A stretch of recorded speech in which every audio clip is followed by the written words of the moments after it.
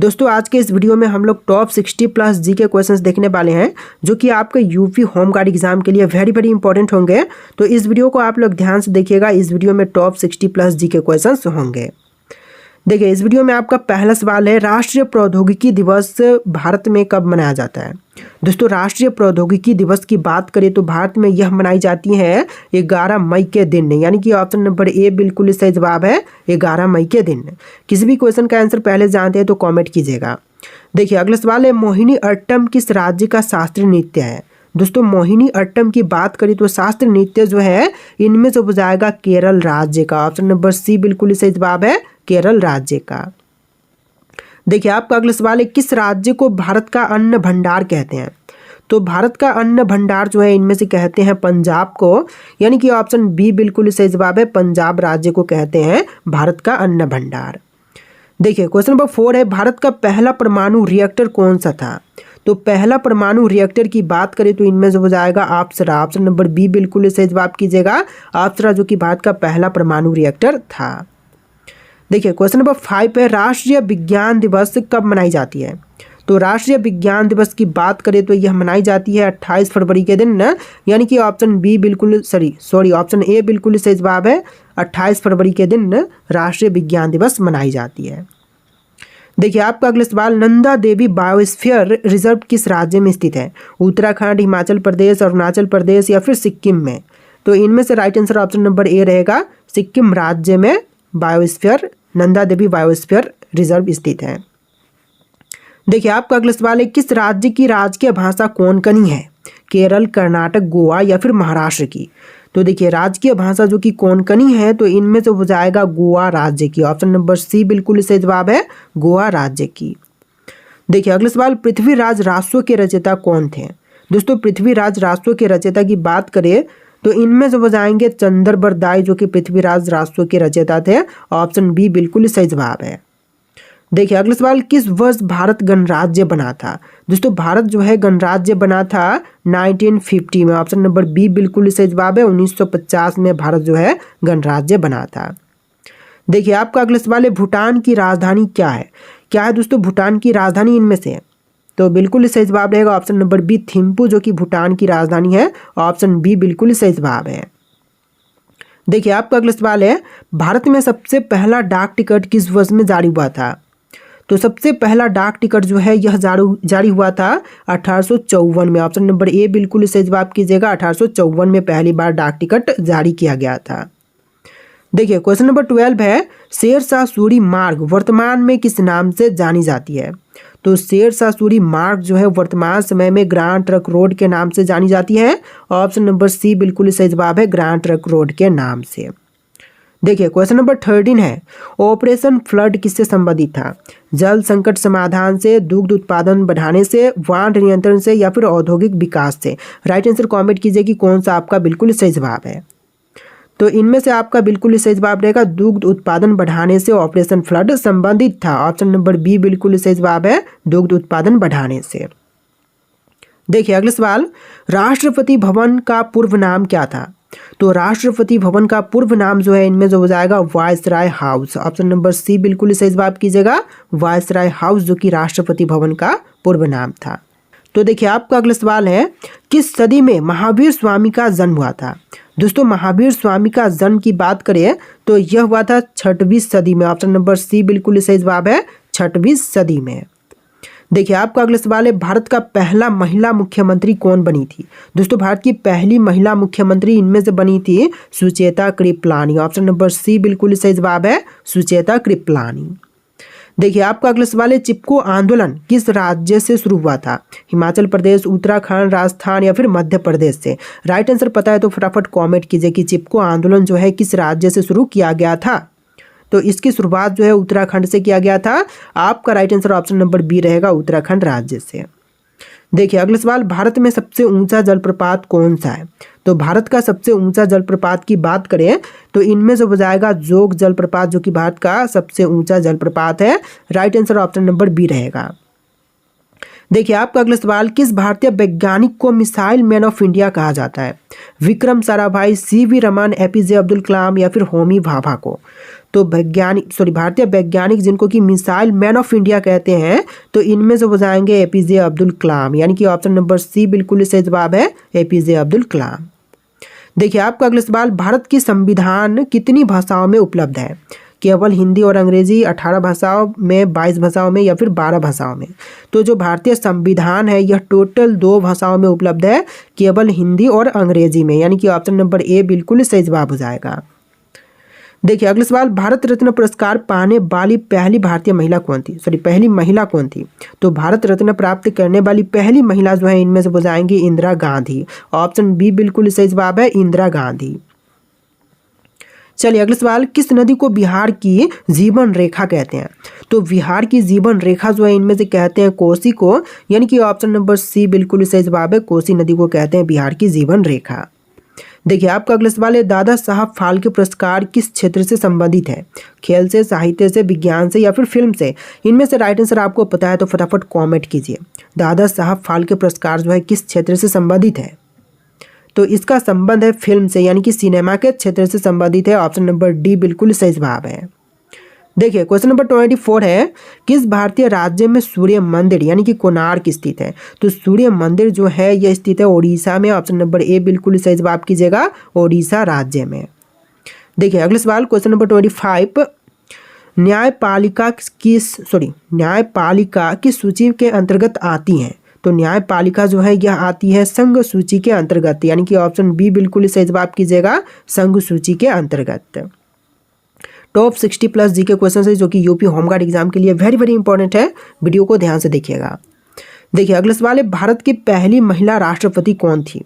तो पहली भारतीय महिला राष्ट्रपति जो कि इनमें से हो जाएंगे प्रतिभा पाटिल, ऑप्शन ए बिल्कुल सही जवाब है, प्रतिभा पाटिल जो कि भारत की पहली महिला राष्ट्रपति बनी थी। देखिए अगला सवाल, मानवाधिकार दिवस कब मनाया जाता है? तो मानवाधिकार दिवस जो है यह मनाई जाती है 10 दिसंबर के दिन, यानी कि ऑप्शन बी बिल्कुल सही जवाब है, 10 दिसंबर के दिन। देखिए अगला सवाल, नंदन कानन किस राज्य में स्थित है? दोस्तों नंदन कानन की बात करें तो यह स्थित है ओडिशा में, ऑप्शन नंबर बी बिल्कुल सही जवाब कीजिएगा, ओडिशा राज्य में। देखिए अगला सवाल, किस ग्रंथ को हिंदू धर्म का संविधान कहा जाता है?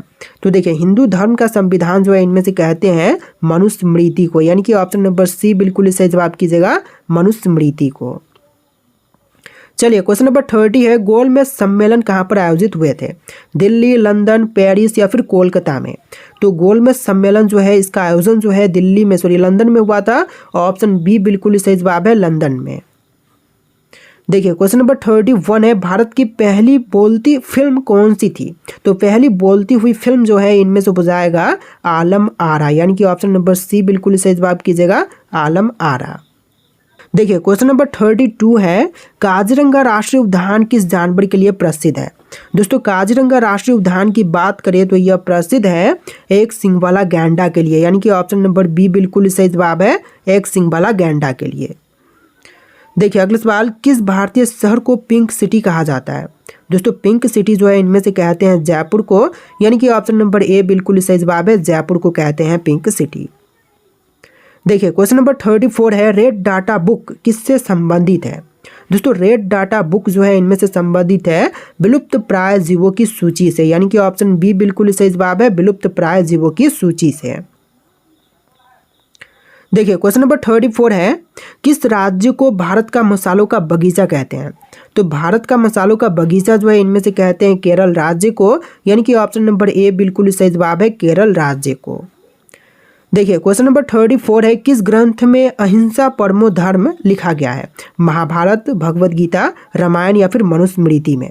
तो अहिंसा परमो धर्म जो है यह लिखा गया है महाभारत में, ऑप्शन नंबर ए बिल्कुल सही जवाब कीजिएगा, महाभारत में।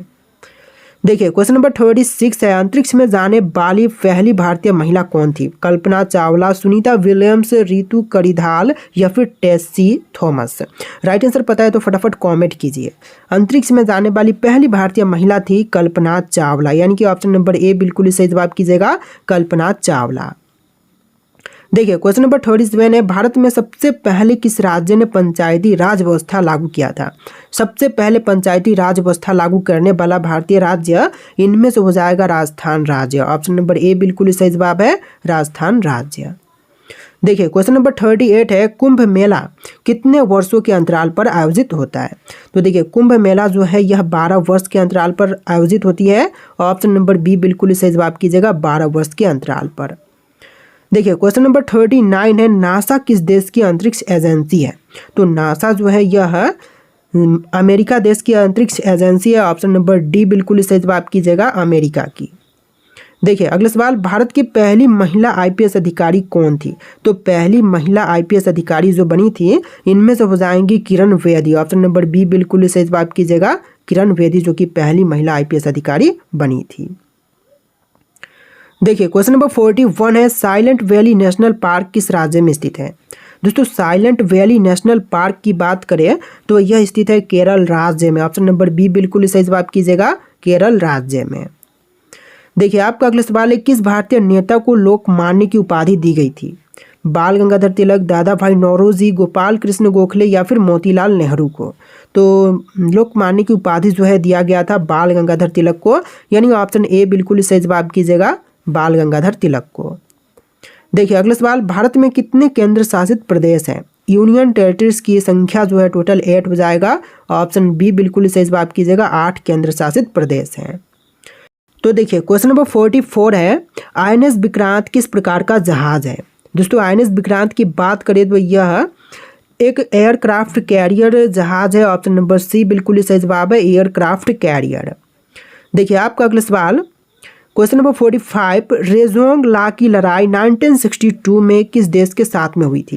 पाकिस्तान, नेपाल, चीन या फिर श्रीलंका के साथ में? राइट आंसर फटाफट कमेंट कीजिए। तो इसका बिल्कुल सही जवाब रहेगा, चीन के साथ में हुआ था। ऑप्शन नंबर सी बिल्कुल सही जवाब है। देखिए अगला सवाल, बिनाका गीतमाला किस माध्यम से लोकप्रिय हुआ था?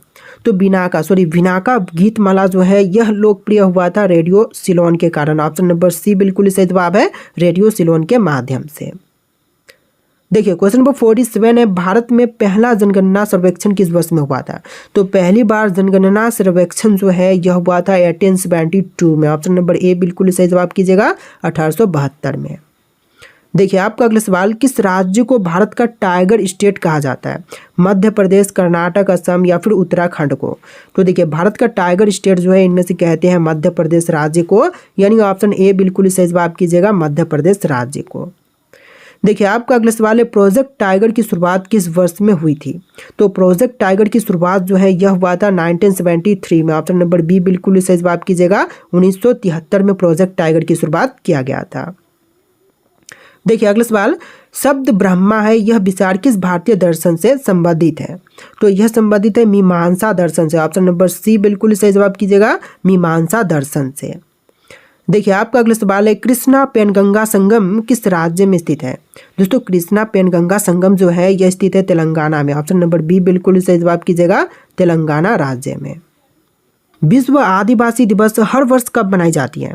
दोस्तों विश्व आदिवासी दिवस की बात करें तो हर साल यह मनाई जाती है 9 अगस्त के दिन, यानी कि ऑप्शन बी बिल्कुल सही जवाब है, 9 अगस्त के दिन। देखिए आपका अगला सवाल है, भारत का पहला निजी रेल स्टेशन किस शहर में स्थापित हुआ था? तो निजी रेल स्टेशन जो है सबसे पहले यह भोपाल में स्थापित हुआ था। ऑप्शन नंबर बी बिल्कुल सही जवाब है, भोपाल में। देखिए आपका अगला सवाल, किस मुगल सम्राट ने अपनी आत्मकथा लिखी थी? तो अपनी आत्मकथा लिखने वाले मुगल सम्राट जो है इनमें से हो जाएंगे जहांगीर। ऑप्शन नंबर सी बिल्कुल सही जवाब कीजिएगा, जहांगीर। देखिए अगला सवाल, शिव सागर झील किस राज्य में स्थित है? केरल, महाराष्ट्र, उड़ीसा या फिर असम में? तो शिव सागर झील जो है यह स्थित है महाराष्ट्र में। ऑप्शन नंबर बी बिल्कुल सही जवाब है, महाराष्ट्र में। देखिए आपका अगला सवाल है, धनतेरस के दिन किस देवता की पूजा की जाती है?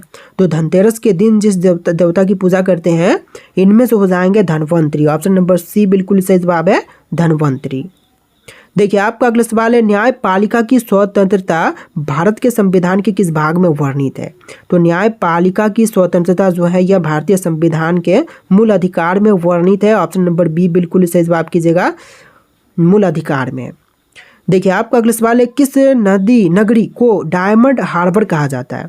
नदी नगरी जिसको कि डायमंड हार्बर कहते हैं, तो इनमें से हो जाएगा कोलकाता नगर को, यानी कि ऑप्शन नंबर ए बिल्कुल सही जवाब है, कोलकाता को। देखिए आपका अगला सवाल है, भारत में चाय उत्पादन में अग्रणी राज्य कौन सा है?